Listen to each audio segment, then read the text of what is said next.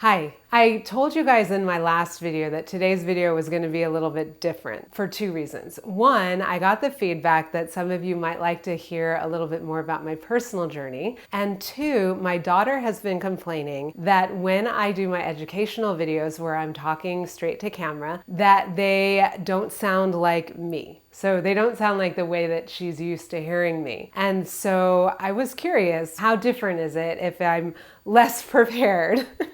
You guys all know that I am a perfectionist, and so that perfectionism goes to really being prepared. I have very solid outlines. Sometimes they're completely scripted, and I'm reading right off of my amazing teleprompter. And my daughter says that it doesn't totally sound like me the way that I normally talk. Now, if I was her, I would use the word presentational. So one of the things about singing opera is that it is quite a presentational art form. And you may have heard that there are a lot of different ways, lots of different methods of acting, right? So there's like method and Meisner, and some would say that presentational is a whole nother acting style.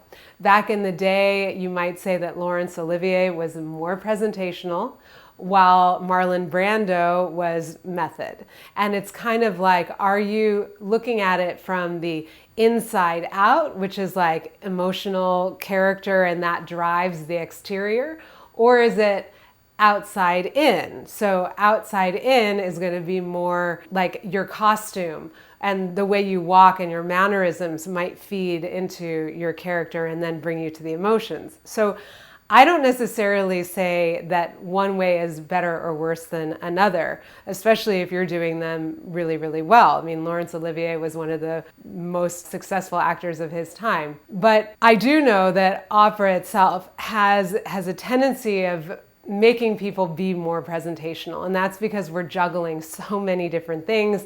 And as I said in a previous video about crossing over into musical theater, the opera singers often don't have time to put a lot of attention to the character. And what does all this have to do with my speaking? Well, also, as I've said, I'm a perfectionist, and my perfectionism makes me want to get every word right. Maybe I've scripted it or I've outlined it quite exactly, and I just want to hit all of my points exactly as I have them written. All of this creates a distance between me and you. So I was just curious to explore what it would be like if I was just completely unscripted. I have just a couple notes, and I wanted to see what my daughter said. Is this going to sound more like me to her, or is there still sort of a barrier because I'm talking to a camera instead of talking to her, or even just talking to anybody that's not her, right? Because the way we talk to our kids is going to be different than the way we talk to just about anybody else. Am I going to stick with the vlog unscripted format? I doubt it. I just think that I may toss in one of these from time to time, depending on what you guys think.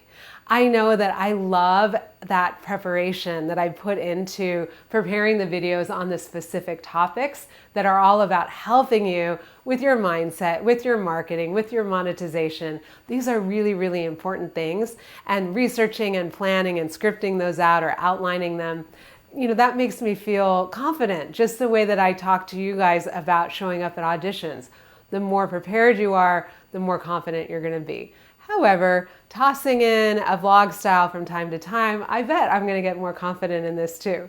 We'll see. So another thing that somebody was asking me is, how can I set myself up as an expert in my field when they look at my numbers? I'm creating this video in the beginning of November 2019, and I just hit a milestone, and that milestone is 80 subscribers.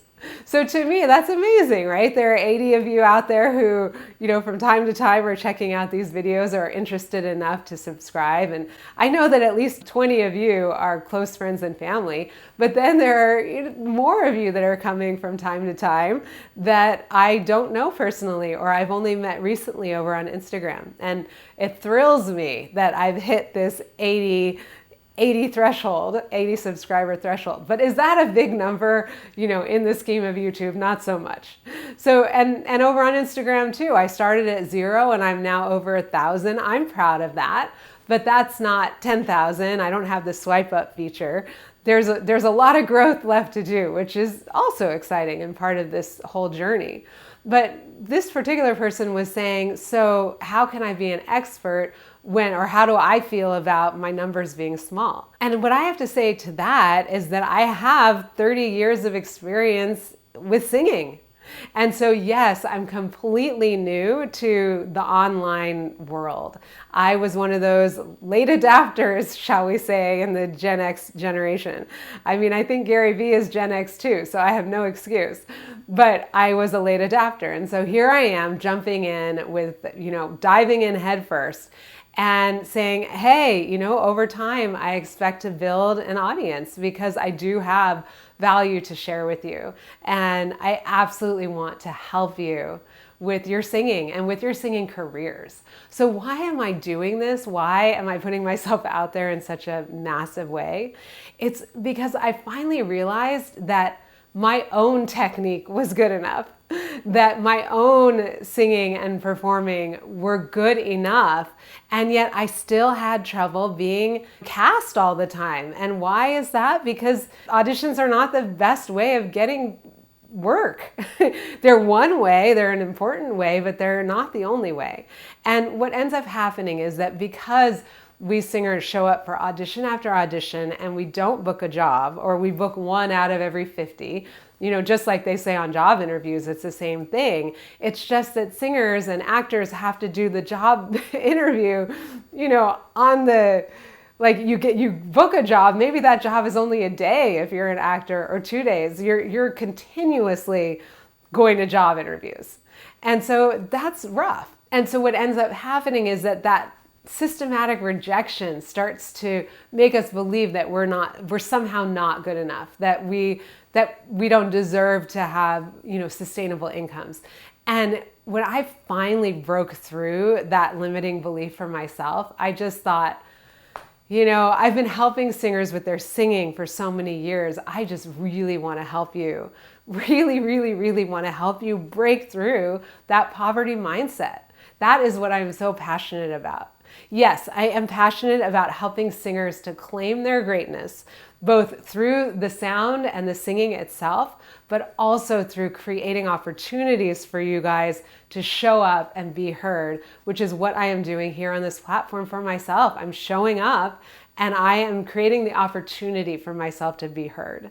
And that's part of why I have both the singing and the teaching. I have always sung and taught. So I've been studying singing for over 30 years, but I've been a professional singer and teacher for 20 plus years. And so throughout this 20-year period, I've always sung, performed, and taught. And I can't imagine doing one and not the other. And so for me to show up here and just say, you should be out there singing, and then not be singing myself, well, that sends a mixed message. And it sends a message that is not the one that I want to send. The message I want to send is, you maybe need to have diversified income. Maybe you are going to teach voice, or be a photographer, or have a side hustle, or maybe you're going to sing full time. But regardless, you're always going to sing. You always have to sing because we're singers.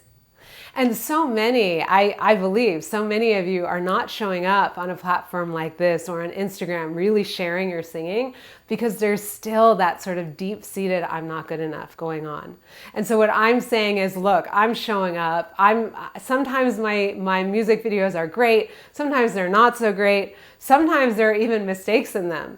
Like my Quando Menvo, when I was in music school, I learned a rhythm incorrectly, and I know it. And in classical music, like getting every single rhythm absolutely right seemed like so important.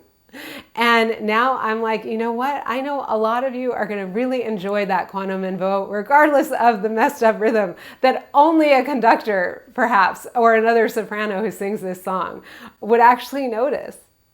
So my point is that my decision to show up here on YouTube especially is to create a platform for myself where I am sharing my knowledge as a teacher and as a coach, and actually sharing my singing with you.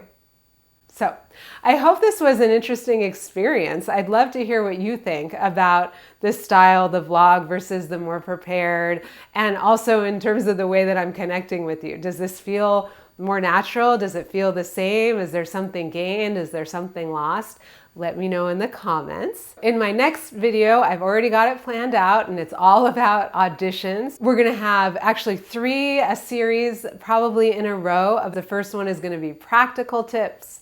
The second one is mindset tips. And then the third one is how to deal with it when you totally blow the audition. So I hope you enjoyed this experiment. And as always, go out into the world and let your light shine. You deserve to be heard, and the world deserves to hear you.